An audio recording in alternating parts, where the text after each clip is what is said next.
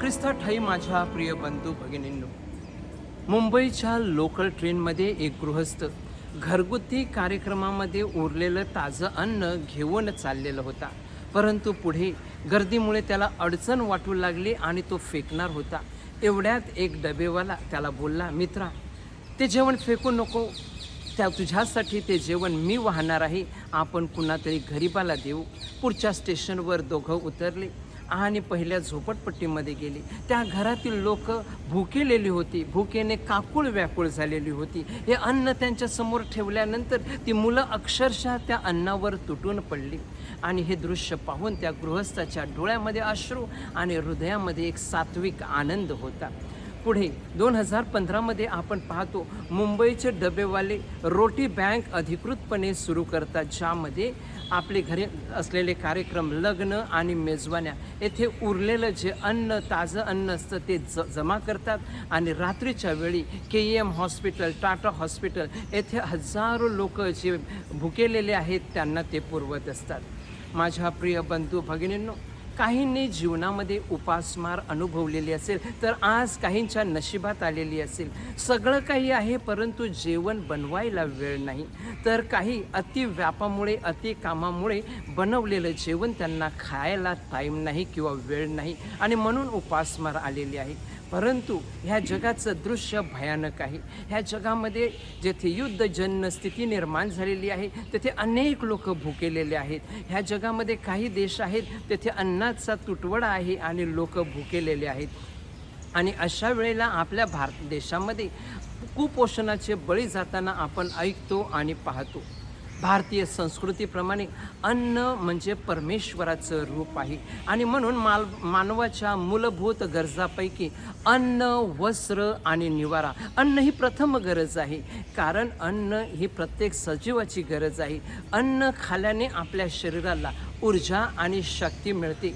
आज माझ्या प्रिय बंधू बहिणींनो, आपलं आरोग्य महत्त्वाचं आहे आणि म्हणून उत्तम आहार, पौष्टिक आहाराची गरज आहे. परंतु बाजारामध्ये जर पाहिलं तर आज पौष्टिक गोष्टी ज्या आपल्या खायच्या गोष्टी आहेत तेथे भेसळ निर्माण झालेली आहे. आणि मग आपण ऐकतो नकली दूध, नकली पनीर, अशा अनेक गोष्टी बाजारामध्ये आज उपलब्ध झालेल्या आहेत आणि त्या आपल्या आरोग्याला हानिकारक आहेत. होय माझ्या प्रिय बंधू भगिनींनो, तरी देखील आज आपण पाहतो खवय्याची संख्या वाढलेली आहे. कारण माझ्या प्रिय बंधू बहिणींनो, आज आपण पाहतो ठिकठिकाणी खाऊ गल्ली झालेले आहेत. लोक आपला वेळ आणि पैसा संपवून चुलीवर बनवलेलं भोजन तत्पासून तर 5 स्टार हॉटेलमध्ये जेवायला जातात, खायला जातात. कारण त्यांना चांगलं खाद्य खायचं आहे. कारण होय, शरीराच्या आरोग्यासाठी समतोल आहार आणि मनाच्या संतुलनासाठी समतोल आहार गरजेचा आहे. शरीराची वाढ आणि मनाचं संतुलन फार महत्त्वाचं आहे. आणि म्हणूनच माझ्या प्रिय बंधू भगिनींनो, प्रत्येक मानवाला 2 प्रकारची भूक असली पाहिजे.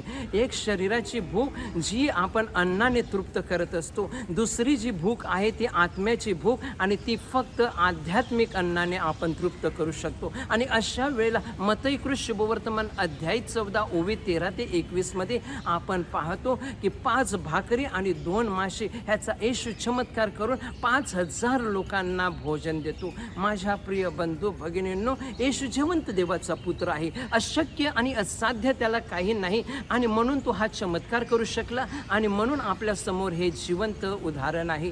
5000 लोक त्यावेळच्या रूढीप्रमाणे आणि परंपरेनुसार फक्त पुरुषाची गणती केली जात होती आणि म्हणून माझ्या प्रियांनो, पुरुषाबरोबर त्याची बायको आणि मुलं देखील असायची. म्हणजेच हा लवाजमा जवळजवळ 15 ते 20 हजार लोकांचा होता आणि एवढ्या ह्या लोकांना, प्रचंड गर्दी असलेल्या लोकांना जेवण देणं म्हणजे हा मोठा चमत्कार होता.